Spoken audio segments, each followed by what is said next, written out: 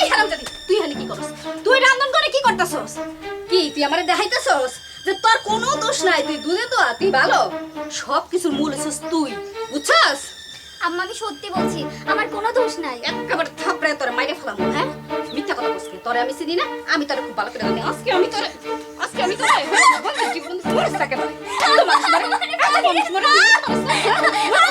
আমার সংসারে কি করছ? তোর মায়ের মরছে, তুই মরছ নাকি লিগা?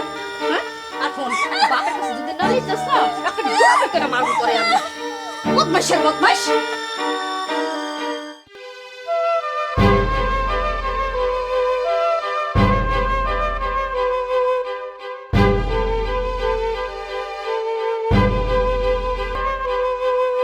বউ, ওষুধটা খেয়ে নাও, তোমার ব্যথাটা কমবে।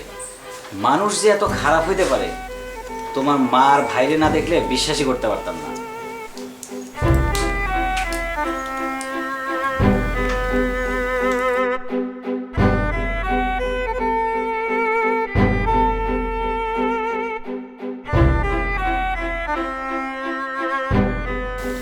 মা খুব লাগছে। না না বাবা আমার লাগে নাই। ও আমি জানি তো তুই আমারে বলবি না, কারণ আমি মনে কষ্ট পাবো, এই জন্য আজীবন তুই আমার কাছে মিথ্যা কথা কয়ে গেছিস, শত কষ্ট বুকের মধ্যে চাপা দিয়া রাখছিস, তবু তুই আমারে কিছুই জানাস নাই। তোর আজকে এই পরিস্থিতির জন্য আমি তাই মা, তুই আমার মাফ করে দে, আমার মাফ করে দে, আমার মাফ করে দে। বাবা তুমি কেঁদো না, এতে তোমার কোনো দোষ নাই। তুমি তো চেয়েছিলে আমার জীবনটা ফুলের মতো হোক, এই জীবনটাই আমার কাছে ফুলের মতো। আমি সব কিছু মেনে নিয়েছি, কিন্তু তোমার কান্না আমি সহ্য করতে পারবো না। তুমি কেঁদো না। আমি বাবা হয়ে তো তোর জন্য কিছুই করতে পারলাম না। মিম মিম এক গ্লাস গরম দুধ দিয়ে আয়। আচ্ছা আব্বা। জামাই বাবাজি, তুমি তো সব কিছুই জানো, এখন তুমি সব কিছু সামলায় নেবা বাবা। আব্বা, আপনারা পাশে থাকলে সবই পারবো। আমরা সবাই তোমার পাশে আছি বাবা, তুমি তোমার মতো সব কিছু বুঝে নাও। জি আব্বা, দাও, এ নাও, এটা খেয়ে নাও তো। না না এই দুধ তো ছোট ভাই সবুজের, আমি খেলে আম্মা অনেক রাগ করবে। আমার দুধ খাওয়া লাগবে না, আমি এমনি সুস্থ হয়ে যাব। মা আমরা আছি তো, তুই খা, দুধটুক খা মা। আপা দুধটা খাও, ক্রান্তিটা দূর হবে। এই খবরদার, হারামজাদি তোর সাহস এত জিব্বাকে দেখছো? আমি সবুজের লেগে দুধটা জাল দিয়ে রাখছিলাম, কে না দিছে? কে দিছে ওর এই দুধটা? হ্যাঁ, এত লোককে এত খাইতে মনে চাই কেন? হ্যাঁ, আর যদি তোরা কোনোদিন আমি দেখি কোনো ভালো মন্দ খাওয়ানোর লেগে লোভ করছস, তাহলে একবার জিব্বা কাটতে ফেলাম, গলার মধ্যে দুধের বদলে একেবারে বিষ ঢেলে দিই। বদমাইশ, কথা যেন মনে থাকে। আর সবাইরে কইতেছি, ভুলো যেন এরকম কাজ না করে। আমি তো বুঝছি কে দিছে, তাহলে কিন্তু খবর আছে।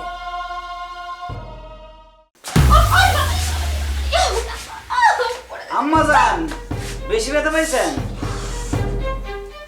মলম মালিশ করে দেবো? বদমাইশ হারামজাদা, তুই ইচ্ছা করে আমার ফালাই দিতে দিছিলি না রে? শোনেন শোনেন, জামাইরে বকাবাজি করতে হয় না, আদর করে কর্ম পোলাও খাইতে হয়। জামাই অমঙ্গল হইলে শ্বশুর বাড়িরও অমঙ্গল হয়, আদর যত্ন বেশি করে করবেন। ফকিনীর বাচ্চা, একেবারে সাবধানে করে কথা কইস। তোর কপালে জাটার বাড়ি, আমার জামাই না? হ্যাঁ, শাশুড়ি আম্মা মনে হয় ব্যথা বেশি পাইছে, আমিও দেখবো না।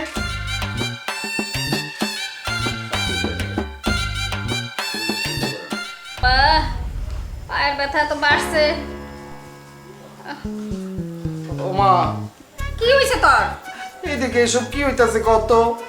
ওই ফকিনীর বাচ্চা তো এই বাড়িতে আসার পর থেকে আমগো শান্তি শেষ হয়ে গেছে গা। আমরা তো অশান্তির মধ্যে পড়ে গেছি।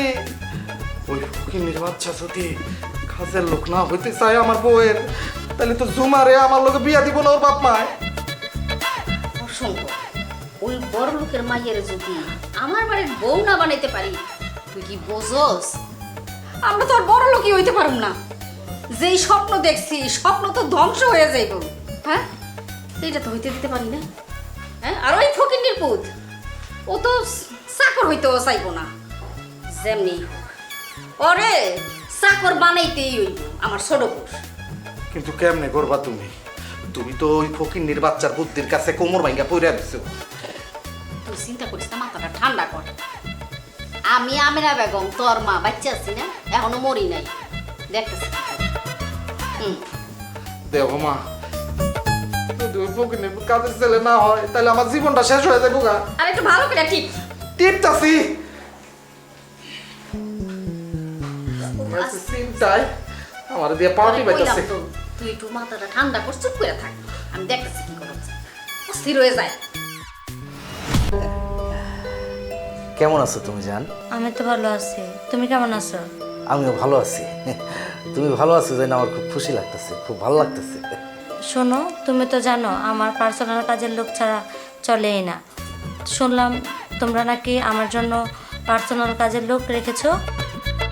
তোমার আম্মু আমার আম্মুকে ফোন দিয়ে বলল আমি ওর সাথে দেখা করে আমার সব কিছু ওকে বুঝিয়ে দিতে চাই। হায় আল্লাহ, কি বিপদে বললাম। এই ফকিন্নির পুত্র কোনোভাবে কাজের ছেলে হয়ে দেখা করতে দেবো না। এখন আমি কি করি? আমার তো মাথায় ধরতেছে না। হ্যাঁ ঠিকই বলছো। মা যখন কাজের ছেলে রেডি করে ফেলছে তাহলে তো তোমার সাথে দেখা করাটা দরকার। আচ্ছা ঠিক আছে, আজ বিকেলে আমাদের বাসায় ওকে নিয়ে এসো। আজ বিকালে? আচ্ছা ঠিক আছে তোমাদের বাসায় নিয়ে আসবো কাজের ছেলে। আমার আম্মুকে নিয়ে ডক্টরের কাছে যেতে হবে, এখন রাখি, পরে কথা হবে। আচ্ছা ঠিক আছে, ভালো থেকো। হ্যাঁ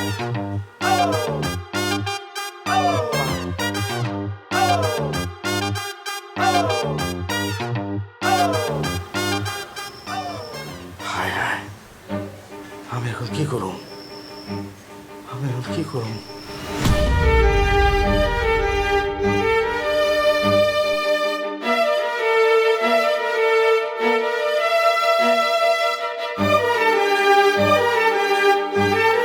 মা, ও মা, আরে তুমি বসে বসে পান খাইতেছো, ওদিকে তো সর্বনাশ হয়ে গেছে গা।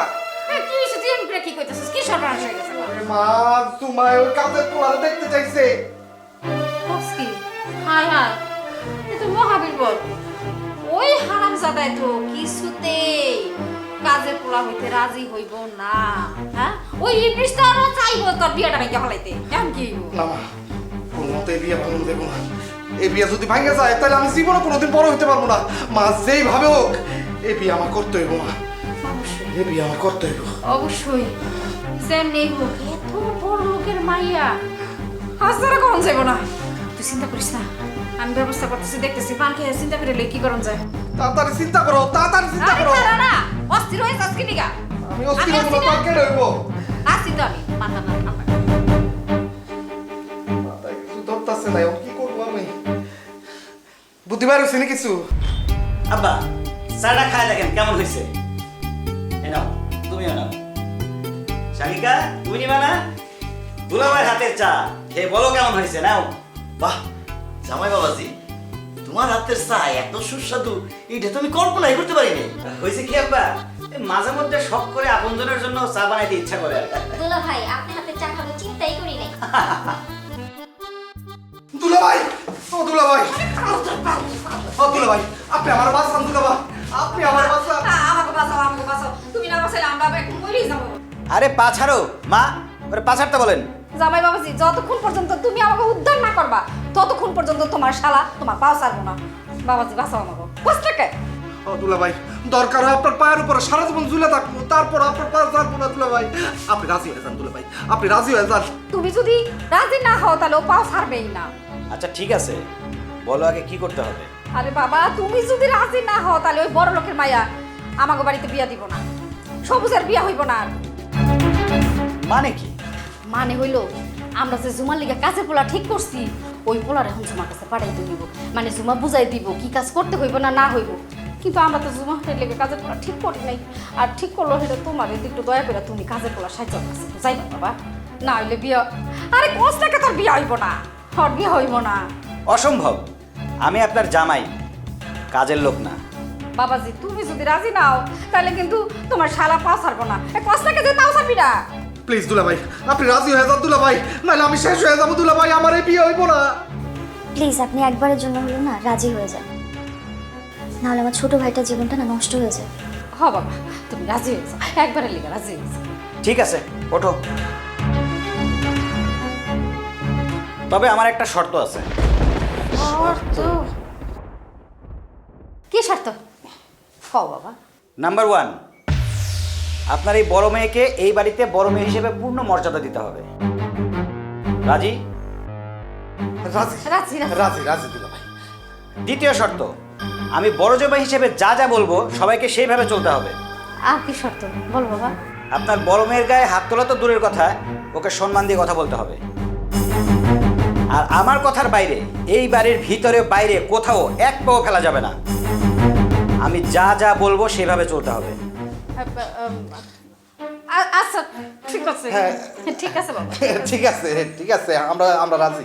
ঠিক আছে, যদি রাজি হয় তাহলে ছোট শালার জন্য একবার যাওয়াই যায়।